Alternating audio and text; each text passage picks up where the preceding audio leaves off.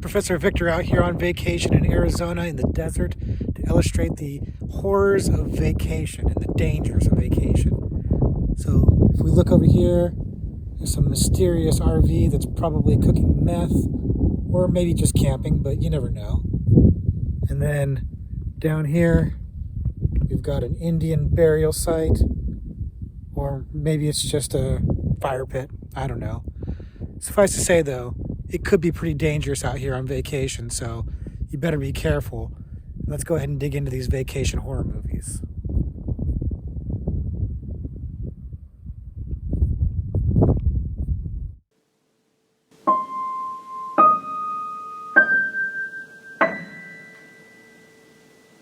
Hello, everybody, and welcome back to the Horror Movie Syllabus.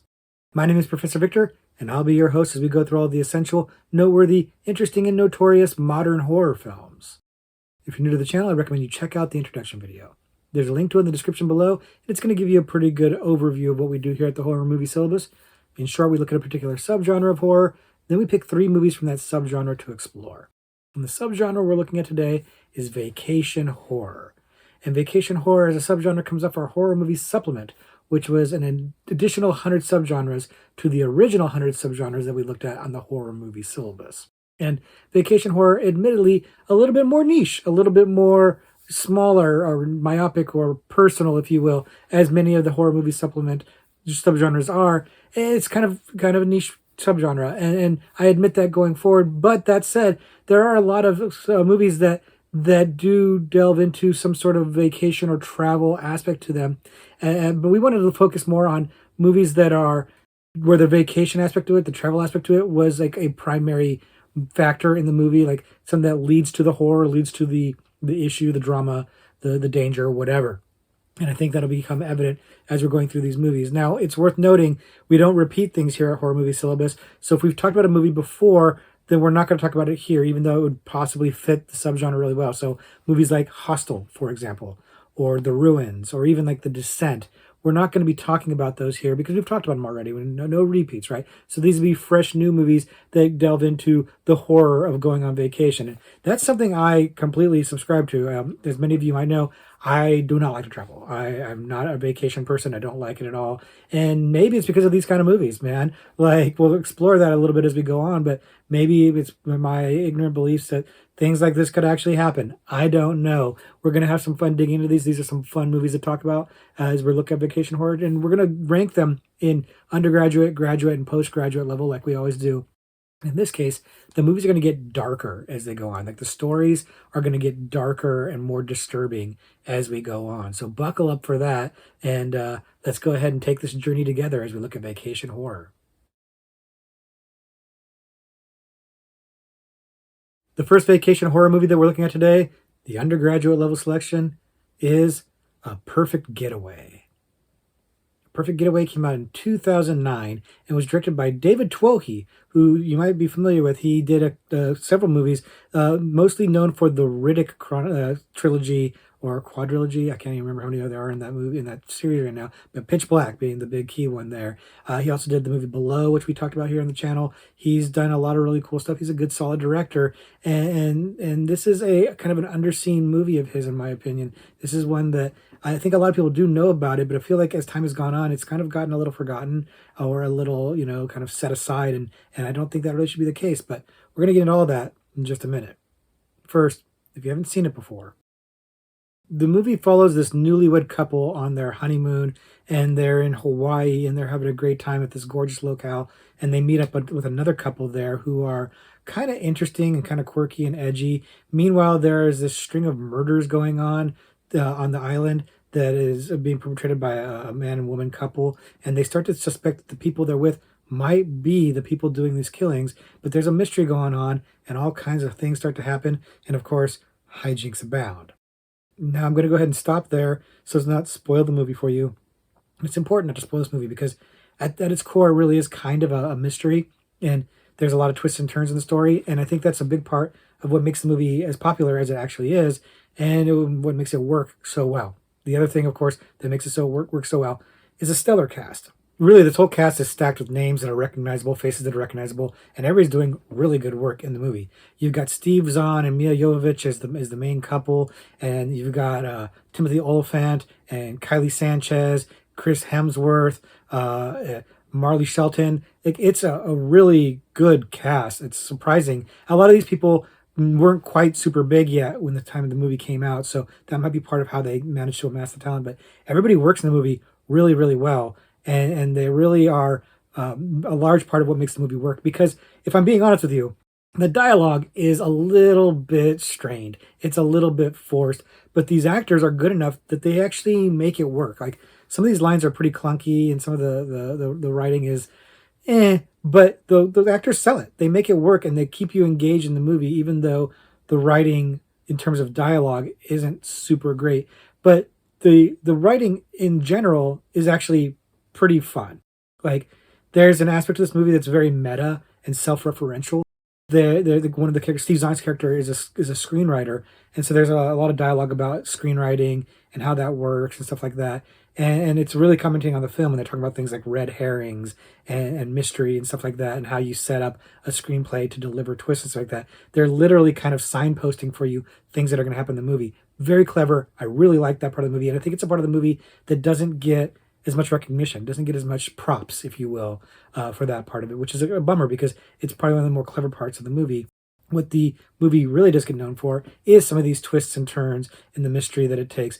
And honestly, the first time I watched the movie, I thought they were fantastic. I was caught unawares and really surprised. On subsequent viewings, they maybe don't necessarily all hold up so well. Like I think the movie has to cheat a little bit in order to make some of this stuff work. I don't know really that the logic 100% holds water, but I don't really care because the movie doing a really good job of setting up the mystery, building up the tension, making it work. The actors are selling it. The direction is really tight and keeping the story moving and keeping the tension ratcheted up. Credit to Twohy for that. And then the movie is just beautiful to look at, really. It's a gorgeous locale. They shoot the hell out of it. They really have some really gorgeous looking scenery in this movie, and they know how to shoot it really, really well. It really is like a travel log for Hawaii. It's going to make you want to go to Hawaii, but then the story might make you not want to go to Hawaii. But the movie works really well in selling you on the beautiful exotic locale, and then kind of showing you an underbelly of that where you're not safe and you're not able to necessarily navigate to safety because of where you're at, because you're on vacation, because you don't have the amenities and resources that you're used to, which is a theme throughout pretty much all these movies. The idea that being away from home puts you at danger because you're not able to access the stuff that you would normally be able to access. You don't necessarily know what to do in these situations because you're not at home. You're not in a familiar place. Now, this was a mainstream release. It had a solid budget, and it shows on the screen. It looks really good. It looks really solid. It made money. It was, kind of a mid box office, but it made money because it wasn't a super expensive movie. It had money and it spent it well, and so it really did pretty well. The critics' reviews of the movie are pretty solid. They're not amazing, but they're pretty solid. But what I've noticed is that people who have seen the movie seem to really like it. Everybody who I know who've seen it seems to have affection for the movie, seem to really like it. I haven't really heard anybody say that it's a clunker, that they didn't like it, they didn't really enjoy it. I don't think everybody necessarily raves about it, but people seem to enjoy it. It seems to have a positive effect on people. So I do feel like the viewers who have seen it think that it's really good. They think that it's worthwhile, and I do think that it's kind of underseen as a result. Despite the viral marketing campaign that they did with like fake news sites and stuff like that on the internet, it didn't really do enough to make this movie be a kind of a perennial favorite that people still talk about to this day. It seems like it's kind of forgotten, and that's a little bit of a shame because the movie is good. It's a really enjoyable, fun time. It is admittedly more of like an action thriller mystery than a true horror movie, but it's still got that same kind of tension and stuff and enough violence and some gore and stuff like that to, I think, whet the appetite of the true horror fans need for horror. I think you still get that itch scratched, but it's definitely one that if you haven't seen, check it out. Try not to see too much about it because let the mystery unfold for you naturally. Let the performances do what they're doing and just appreciate all that. And then come back and let me know what you think if you haven't seen it because I think you'll enjoy this one. I think I'm pretty high on it. I enjoy this quite a bit. And I think more people should check it out if they haven't. The next vacation horror movie that we're looking at today, the graduate level selection, is Turistas. Turistas came out in 2006 and was directed by John Stockwell, who's known for directing movies like Into the Blue and Blue Crush. Clearly, John Stockwell knows a thing or two about putting beautiful women into bikinis and making it work. And frankly, he does do the same here, but then he doesn't because this movie gets much, much, much darker than those movies ever get. But we're going to get into all that in just a second. First, if you haven't seen it before, the movie follows a group of backpackers whose bus breaks down, their tour bus breaks down in the middle of Brazil where they're traveling. And instead of waiting for a new bus, they decide to go off on their own and explore. And they come across a really cool party place on the beautiful beach. They have a great time partying with the locals, only to get drugged and wind up waking up completely robbed, not having any of their stuff and not knowing what to do. And they're trying to find a way back to civilization and a way to get help. And then they come across some human organ traffickers, and that's where we're going to stop so as to not spoil the movie and not to spoil the crazy hijinks that happen in this film. And crazy hijinks is part of the legacy of this movie, is such as it is, because I don't think it really has a very strong legacy. I really like this movie quite a bit, but I am pretty sure I'm kind of in the minority on this one. This movie has the unfortunate notoriety of drawing a lot of controversy from the Brazil travel industry, who didn't really love the idea of portraying Brazil as this, land where a bunch of wicked people who will try to kidnap you and steal your organs and kill you. I could see that not helping tourism all that much. Yeah, they had a real big problem with this one, and they didn't appreciate that Americans came in and filmed here, and then this is the story they wound up telling. And it wound up drawing a lot of stink. It wound up kind of drawing a lot of buzz. It didn't really necessarily lead to any increase in box office or buzz or anything like that. The movie still didn't perform very well, and the critics didn't really like it either. Like I said, it's not a beloved movie, but it works for me for a number of reasons. Now, once again, we've got a really strong cast. We've got Josh Duhamel, we've got Olivia Wilde, we've got Melissa George, the underrated scream queen Melissa George, who always brings it, and she brings it here. And you've got a cast of characters that are not very likable. And that's one of the things I like about this. Right off the bat, you've got the stereotypical ignorant, ugly American, and also by extension, there's a couple of Brits who are also pretty ignorant as well. They're really abrasive and unlikable and just kind of jackasses, frankly, just not likable at all. And I feel like that's an interesting way for the movie to start out, as it kind of strains us into who we're rooting for, who we're following, because our protagonists kind of jerks, kind of self-absorbed. We kind of get it. We don't hate them necessarily, but we kind of expect that they maybe have a little bit of stuff coming to them, which is an interesting thing where the movie goes, because it starts to present this idea that what the villains are doing in this movie in terms of organ harvesting and stuff like that, are they the good guys? Are they good here? It's an interesting take on the film that some people, I think, have actually explored this a little bit. I don't know that you can really go that far as to say they're good guys, but considering what they're doing, but it's an interesting perspective to look at, to flip it and just show do these people have it coming, and do the people doing it have the best of intentions for their own people? It's something to think about. It's something to ponder, and it adds an interesting layer to the movie. Now, the movie is no travelogue. It's not like a Perfect Getaway where it's really selling you on the locale. It does show some of the beauty of the locale, but not that much of it, really. A lot of the movie feels really dark and washed out and grimy by design. They're trying to really kind of show an underbelly, seedy aspect of this area and of travel, right? Like how not knowing the language and not being cut off from resources and just not knowing where you are and where you're supposed to go and what you're supposed to do really winds up putting you at risk and at danger. And they didn't just have the locales doing the work to set this up, but also the actors. You have beautiful people: Olivia Wilde, Melissa George, beautiful, beautiful women. Josh Duhamel, beautiful man. But they didn't give them makeup and trailers and hair and all that stuff to make them look pretty all the time. They really kind of put them through this and kind of made it for a grueling shoot, so as to really underscore and show on screen the ordeal these people are going through. As the movie goes on and they get more and more tired and more worn down and beat up and stuff like that, you can see it visually in the actors, in the locations where they're at. It just gets darker, literally and figuratively, And it really does sell this grimy underbelly, scary travel concept. That said, there are aspects of this movie that are quite pretty, quite beautiful. Like I said, some of the locales, especially early on where they're at the beach and they're partying like that, absolutely stunning. Beautiful, beautiful stuff. And again, shot actually in Brazil. There are some underwater scenes with these underwater caves that wind up mattering in the plot later on. Early on, you're like, why are we here? But it does wind up mattering, but they're beautiful and it's gorgeous. The underwater filming in this movie is really good, and it winds up really ratcheting up the tension for somebody like me who's not a big fan of water, right? So these underwater scenes and like the ability to find pockets of air to breathe and stuff like that, where all the stuff's going down underwater, is harrowing. It's really tension ratcheting, really strong stuff.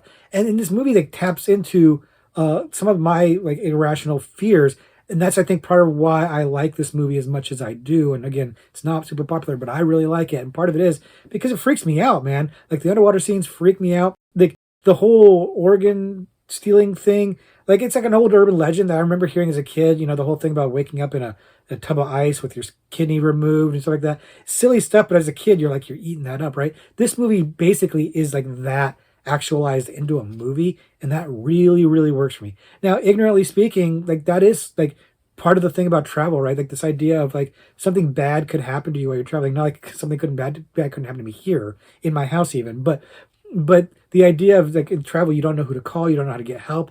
Any of that is kind of disconcerting and really feeds into like paranoias that I actually have. So this movie really kind of scratched that pretty well. It really understood to like how that like how to wrap up that kind of fear, that irrational fear, that kind of ignorant like almost like isolationist fear that I actually do have. And it's interesting doing the research on this movie. The director actually based these concepts off of an experience he had, like in Peru, I think it was, where like some kids robbed him, like some 13-year-old kids or whatever robbed him, and they went to the police reported. They said that like he could murder them if he gave them enough money or something like that. I mean, I don't know how much of that story is actually true and how much of it's like kind of the misunderstanding or fabrication or overblown or whatever. But it gives you the idea of like again the American perspective of these outsiders and how they do things differently, and you just don't understand it at all. It's wild, and this movie is really good as a thriller and like what's going on and the mystery of it all, like what's happening to these people. But by the time you get to the third act, it's straight up torture porn. And remember, this is the time period, mid 2000s, where torture porn is taking off. And if you look at a lot of the critics' reviews of this movie, there's a lot of references to things like Hostel in particular that are kind of in negative sense, just kind of bemoaning this as or decrying it as a just more torture porn stuff. And there is some gruesome stuff here. It does come late in the game. The I think the torture scenes are fairly effective, but there's not actually that much of them. Like compared to something like Hostel and some of these other movies, you'd be maybe surprised that Teresa's not quite as gruesome as those, but it's still enough to get the point across. And you spend a lot more time with the characters, so I kind of feel like you're more invested in them. Again, some of them are unlikable, so maybe you don't feel too bad when they get it, but for the most part, you've grown to kind of identify with them. I think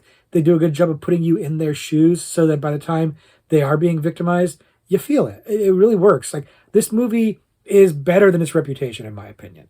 I do think it's very effective in what it's trying to do. I do think it maybe maybe the message is a little potentially offensive or misguided or overblown or however you want to say it. But in terms of a horror movie, in terms of like trying to creep somebody out about this, isolated locale and cut off from what in terms of society and not having any help, I think it's very effective. I think it works very well. I think the acting across the board is good. I think it's well directed. All of it works for me very much. But does it work for you? I bet a lot of you have seen this movie, actually. It's not like it's super rare or unknown. So let me know if you guys disagree with me and you think it's trash or whatever, because I know a lot of people do. A lot of people don't like this movie. Don't be shy. Let us know in the comments. But if you haven't seen it, again, it's got some rough stuff in it, so maybe do some little research before checking it out. But if it sounds like it's up your alley, check it out and let me know what you think, because I'd be curious to see if other people can see the benefits and the pluses of this movie as opposed to just the negatives that so many people are focused on. And the last vacation horror movie that we're looking at today, the postgraduate level selection, is Speak No Evil. Speak No Evil came out in 2022 and was directed by Christian Tafdrup, and I hope I'm not butchering that name too badly. But Christian is a Danish director, and this is a Danish/Dutch movie, although it's done in English, and it is the original one, not the remake. Although we are going to touch on the remake a bit too, because I have thoughts on that one also. But we are going to mostly focus on the original version, which came out in 2022. Now, if you haven't seen it before, the movie is about a Danish couple on vacation, like in Tuscany or something like that. I don't remember exactly where, but they meet a Dutch couple and they hit it off, and everybody's having a good time on vacation.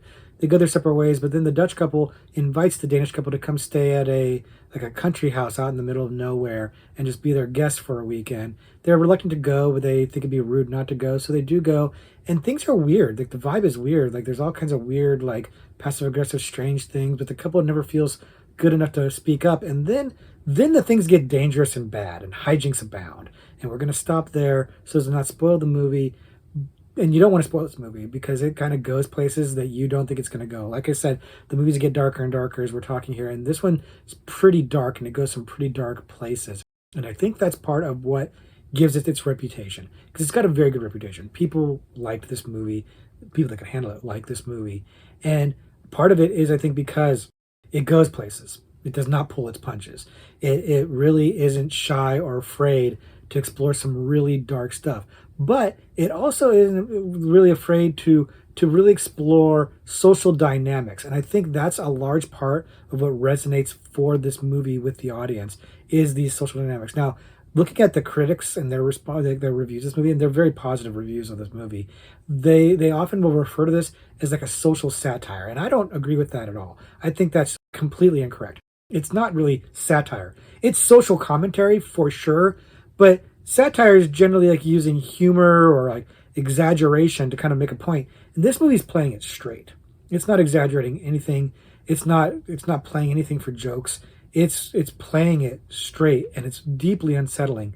And while it's making no satirical commentary, it is making commentary by just kind of focusing on this idea of like middle class manners, being afraid to say no or set boundaries.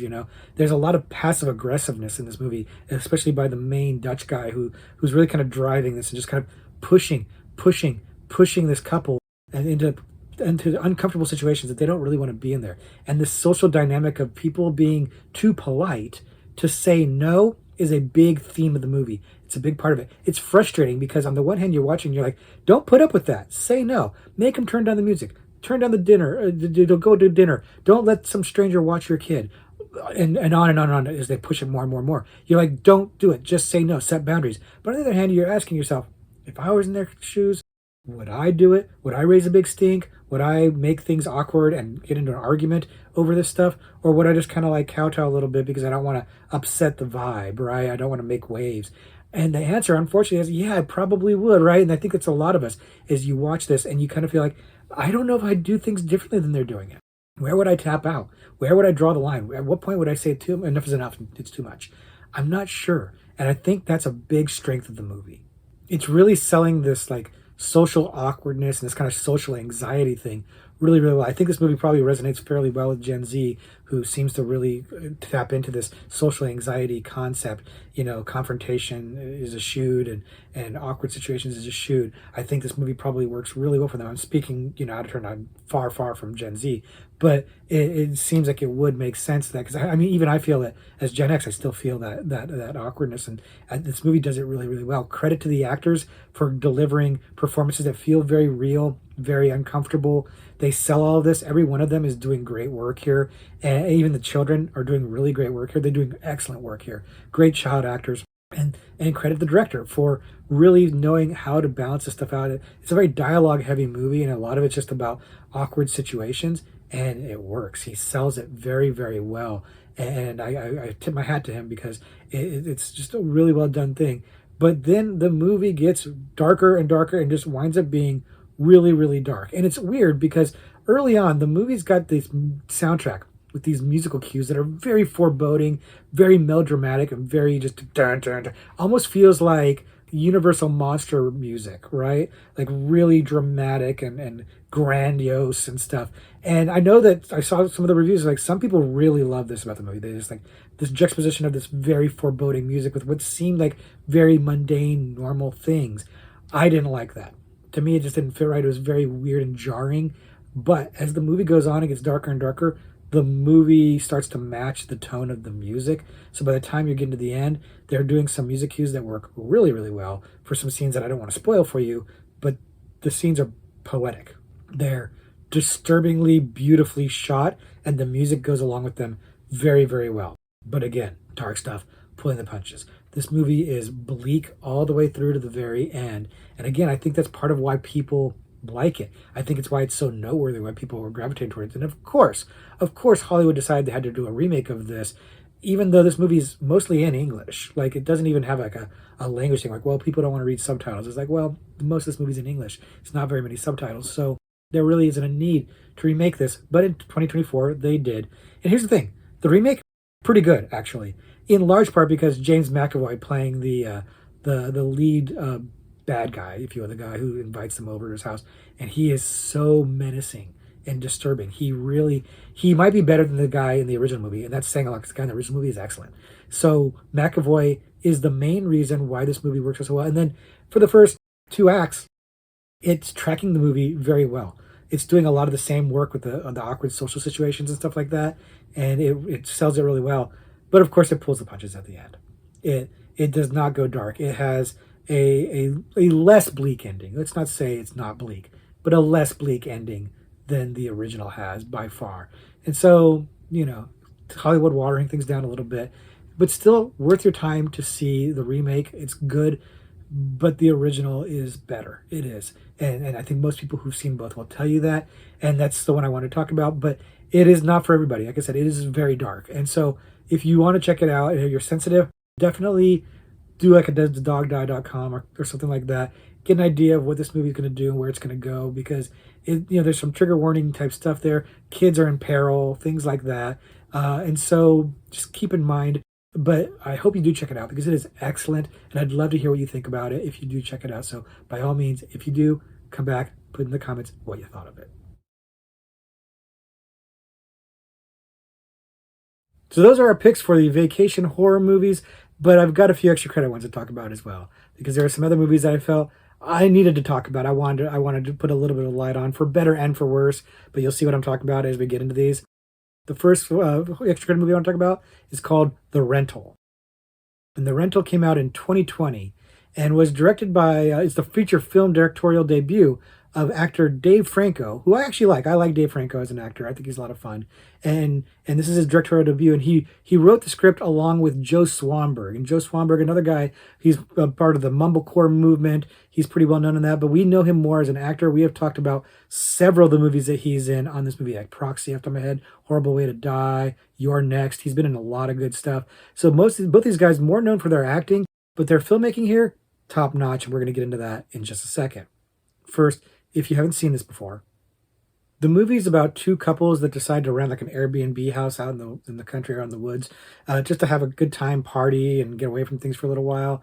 And when we get there, there's all kinds of relationship type drama going on. There's a lot of stuff going on. The relationships they're trying to iron out, but then they start to get the sense that they're being watched, and that's because they are. And it starts to get a little creepy there. They have some concerns about the person who's renting the house to them, but there actually is a bigger threat out there, and things are going to go very sideways, very badly. And we're going to go ahead and stop there so as to not spoil the movie. But this movie is an interesting one because it's a slow burn for a large part of it, and then it takes off.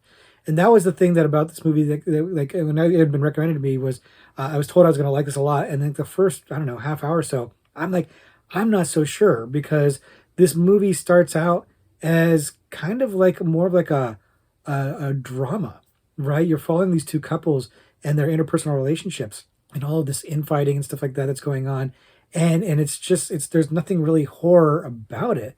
The only reason that you're thinking horror is because you're watching a horror movie. Otherwise, it just feels like a relationship drama.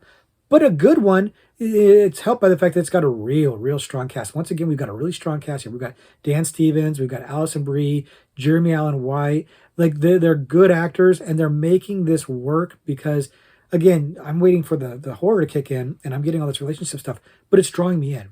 It's making it interesting to me what's going to happen with these characters, and what's going to happen when people find out secrets and things like that. I'm drawn in. I'm sucked into it. This little character drama that I'm watching works because the actors playing the characters work. And again, it's a decent enough script. Like there are some issues with the script, like the pacing's a little off. Like I said, it takes like 30 minutes before you even start to get a hint of the fact that they're being watched. And some of the decisions that these people make feel kind of contrived to make the plot happen. There's an aspect to this that feels a little like I know what you did last summer in terms of stupid decision making. And I just got to roll with that a little bit. But the movie does a good enough job of selling me on it and keeping the movie moving enough so that when these things start to happen, the tension's going, the movie's rolling, and things are picking up really well and going really fast, and I'm just down for it at that point. Because, like I said, it takes like 30 minutes before the watching aspect kind of kicks in, and then by the time you see an actual killer involved, it's deep in the movie. But it's welcome. It's welcome to see this killer show up because it works pretty well. Once you get to that final act, they're cooking with gas. Things work really well. It's a lot of fun. There's some good scenes in there.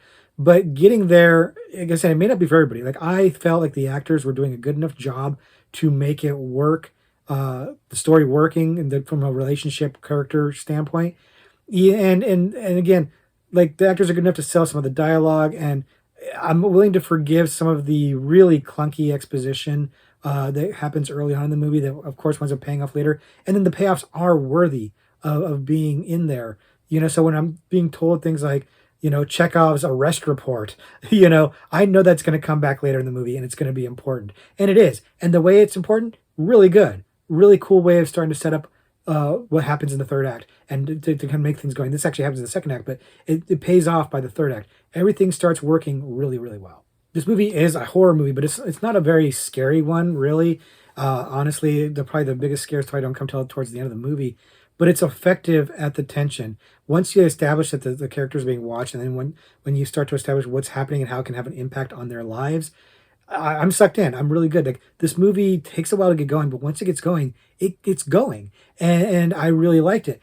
I don't think it's a flawless movie. Like I said, I pointed out some of the script issues, maybe some of the nitpicks are there, but they are nitpicks. Honestly, I really do like the movie. Again, some pacing issues aside, I think it's really good. It's a really strong start to Dave Franco's directing career, and it's one that it seems is a little bit underseen. I know there's another movie called the Rental that is a different movie. I haven't seen it.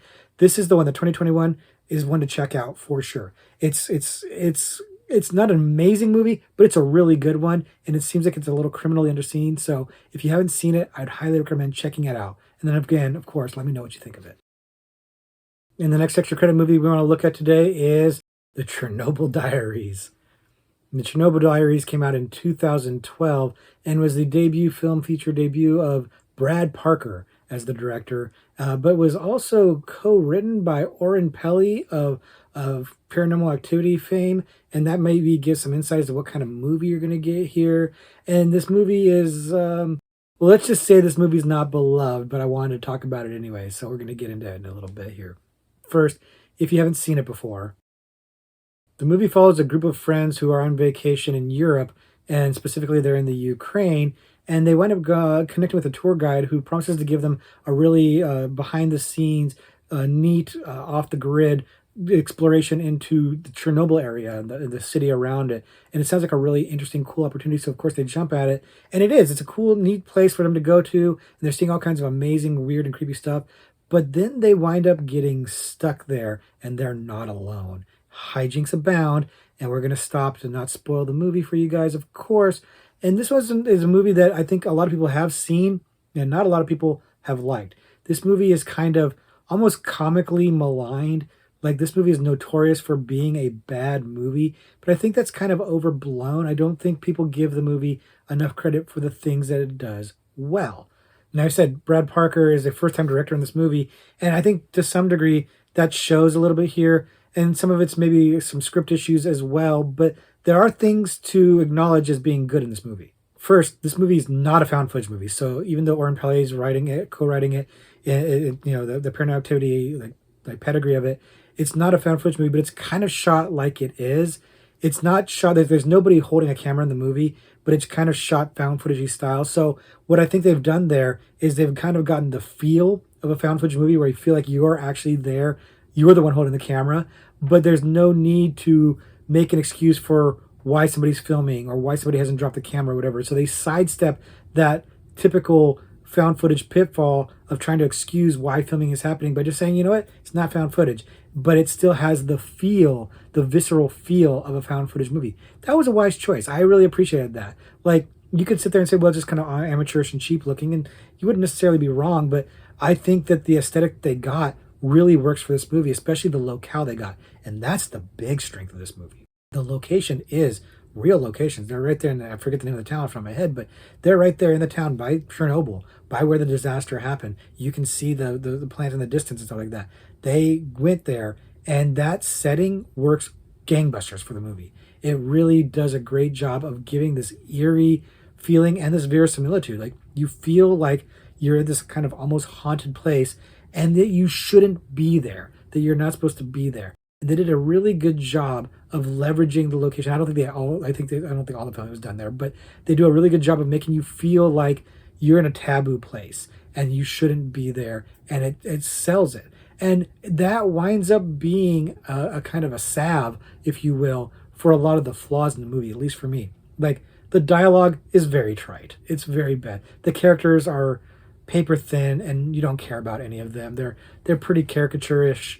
They don't really matter all that much.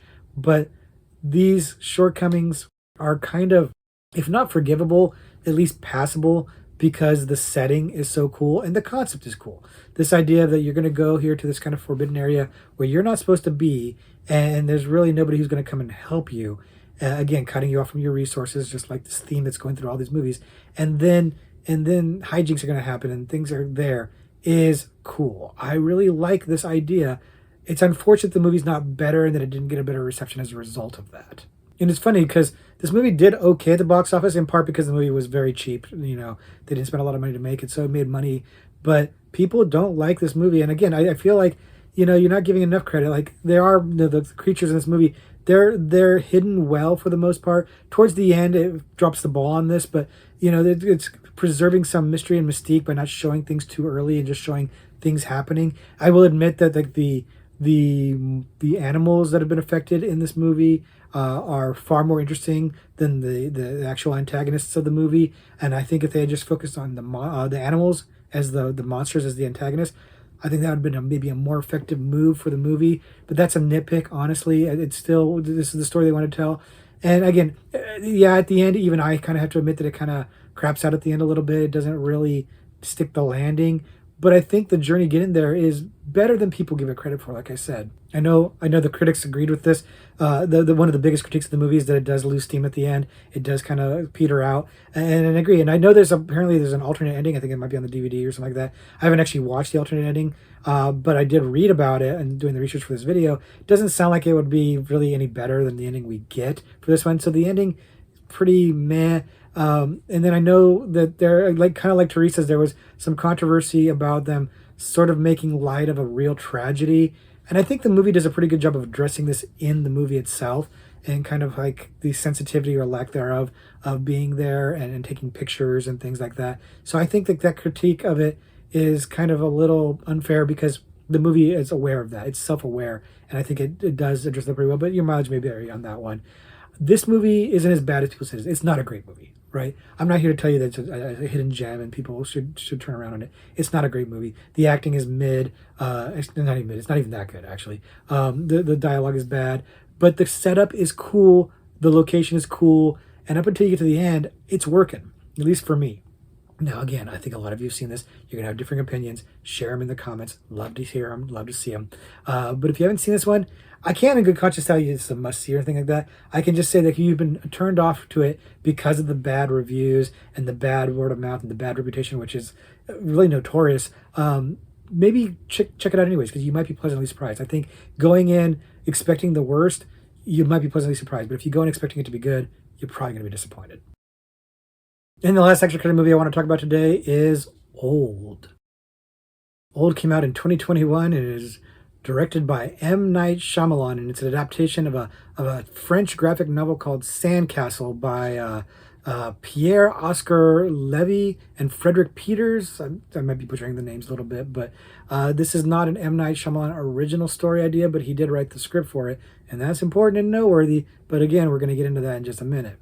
First, if you haven't seen it before, the movie is about a group of people on vacation at a resort who go to a private beach. And when they get there, they wind up getting stuck there. They wind up getting stranded there. And they slowly begin to realize that what's happening is they are aging very rapidly. So people that are older are becoming too old. Young children are becoming young adults, rapidly aging fastly. And if they can't get off this beach, they are going to rapidly age until they die, and they can't figure out what to do, how to get off, and who's doing this, or what's happening, or what the phenomenon is, and hijinks abound. And we're going to go ahead and stop there so as to not spoil the movie as usual. But this movie is, well, okay, so again, not a good movie. And unlike Chernobyl Diaries, I'm not really here to try to defend it so much as to just talk about it, because I feel like I've needed to talk about Old and get it off my chest, honestly. The movie, again, M. Night Shyamalan, and as viewers of the channel know, I'm a Shyamalan apologist. I really like Shyamalan. I apologist. I make excuses for him all the time when his movies aren't great. But this one, I'm not making excuses for this one. This movie's bad, y'all. This one's bad. I don't know that it's so bad it's good, or if it's just bad. I kind of lean towards it might just be just bad, because I remember being very annoyed when I saw this movie. And the shame of this movie is that the bones are good. The story, the original concept from the graphic novel about this beach where you age rapidly is really, really cool. It's a really compelling idea. And the themes that Knight wanted to explore with this are good ideas. You know, trying to explore our relationship with time and with aging, and like our, you know, how our feelings are about aging and watching people deteriorate and stuff like that. This is all really heavy, interesting, deep, introspective stuff. But the problem is, frankly, Knight, because he's got a cast that is absolutely stellar here. He's got Gael Garcia Bernal, Vicky Krieps, Rufus Sewell, Thomasin McKenzie, Alex Wolff, Eliza Scanlon, Embeth Davidtz, Ken Leong. Like, there's just a lot of really good actors here who do really good work, and they're not doing it here. And it's because the script is so clunky. It's clunky, and even these great actors cannot do anything to save it. Knight's dialogue in this movie is so bad. There's a lot of popular criticisms about Knight and how he writes characters, and they never speak like human beings. And I have issues with that. I, again, try to defend that sometimes, but not here. Here, nobody speaks like a human being.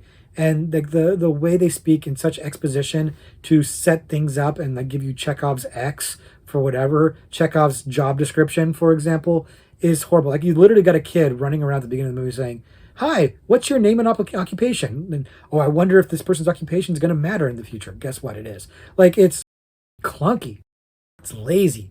It's so simplistic. And it's not atypical of Knight, unfortunately. We see stuff like this happen. It is what it is. And it's again, the dialogue is just clunkily foreshadowing and giving the exposition and just kind of leading you to the next plot point, and it doesn't work well. What does work well is Knight's cinematography, shooting the movie. It's beautiful location, and he shoots the hell out of it. It looks gorgeous, and it's not a badly paced movie either. And again, you've got solid actors, but it really comes down to the writing of the script, not the writing of the story, because the story is good. The script is bad. It's bad, y'all. And again, maybe it's comically bad. I wasn't laughing. I was having a bad time. I really had higher hopes for this movie when I saw it. And I don't know, revisiting it, I felt like it was a slog. I didn't even want to watch it. Like, it's not as fun as, like, say, something like Trap, which I find to be hysterically funny. Not supposed to be funny, but I find it very funny. This one, it's a slog, man. It's not good. And it doesn't help that, you know, his nepotism thing is already happening here. Like, he's got his one daughter, Ishana, working as a second director on this movie. And then his other daughter, Salika, who's the singer, she wrote an original song for this movie. So, like, the bones for The Watchers and Trap, two not good movies, it starts right here, right? Like he's already kind of grooming them for that. And, I get it. This is like this whole idea for this movie came as like the not graphic novel was given to him like as a Father's Day present by his daughters, and so like he's kind of looping them in and working them into this project. And hey, that's cool, man. Like you want to be a good dad, everything that's cool, but don't make me watch it. Like it's a disappointing movie mostly because of that writing. And I guess I should mention this.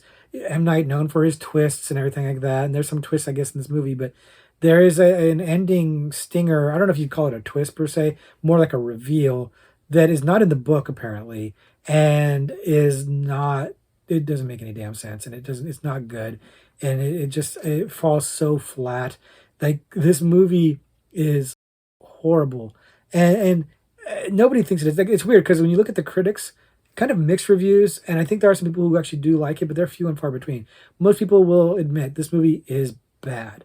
I just don't know if it's bad enough to be fun, and that's kind of why I'm bringing it to you guys. That's kind of why I wanted to talk about this. I just wanted to complain about it, to be honest with you. Like this movie left such a bad taste in my mouth. I felt like I just needed to share with you guys and just be like, hey, I hated this. Like, let me just tell you guys how I hated this. But now I'm curious, like, if you guys liked it, or if you guys think it's so bad it's good. If you guys think it's terrible, but you get a kick out of it because of that, I'd like to hear about that because I would like to get to that point with Old. I'd like Old to be on the same par with Trap, and it's just not. It's just not. Trap is so much more fun because it's so ludicrous and ridiculous. Old is just groan inducing. Old is closer to me to Lady in the Water than it is to Trap, and that's not a good thing because Lady in the Water, one of the worst written movies I've ever seen in my entire life. But I already talked about that. We don't need to get into that. Old, beautiful movie that just is terrible. Again, let me know your thoughts on it because my thoughts are thumbs down on it, frankly. So that's going to do it for our exploration into vacation horror movies. Like I said, these movies are a lot of fun in showing the scariness of being on vacation, which for me, it taps into something. And it's the idea of just being in unfamiliar places and away from what you know, scary. And I think these movies, generally speaking, with the two exceptions we just talked about, work really, really well. Now it's time for me to work on a horror trivia pursuit card, and hopefully that goes really, really well. As usual, I'm going to answer a question here live on camera. Hopefully, don't get it wrong. And we're going to go with the international category because it's traveling, right? Vacation. So here's our question. By the end of 2016's Raw, what does her insatiable appetite for meat make protagonist Justine? It's funny. The second I looked at this question, I was thinking, oh, did I grab the wrong card? Because I feel like we just answered this question, and we didn't. We answered a different question about Raw that's similar, but kind of like the inverse, I think. Like we just talked about Raw in one of our videos as a question at the end, trivia question at the end. And this is not the same question because the answer is different, but it's wild that we had two Raw questions like very recently. At least, I mean, it may have been far away from when you guys watch this, but when I record in bulk. And so to me, it feels like I just answered a Raw question like very recently, like last week. So that's kind of wild. And when like I said, when I answered the previous one, I love this movie. I think it's fantastic. I really, really liked it. We did talk about it on the channel. I think it was in the New French Extremity, maybe. If it wasn't New French Extremity, it might be in a different subgenre. That is the answer to this question, frankly. And there's your hint. The movie's good. The question is awkwardly written. It's a clunky question, but it's because they're trying to lead you to a specific word, a specific answer. And I do know the answer. I 100% know the answer to this question. And I'm guessing if you have seen Raw or if you even know what it's about, you know the answer to this question too. It's not that hard, but I've prattled on long enough to give you guys some time to think about it. Lock in an answer. If you don't know, make a good guess.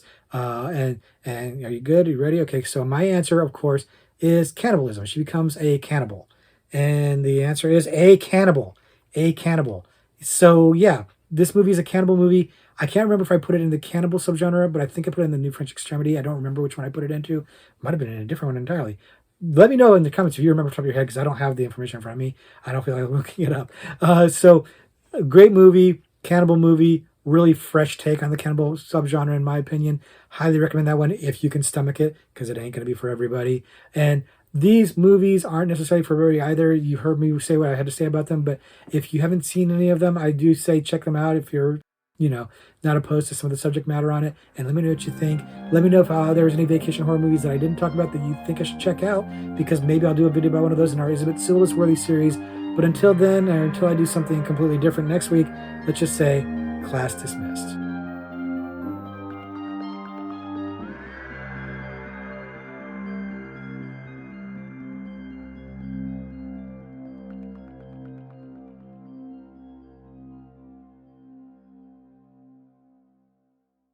You see, this is why I don't like to travel.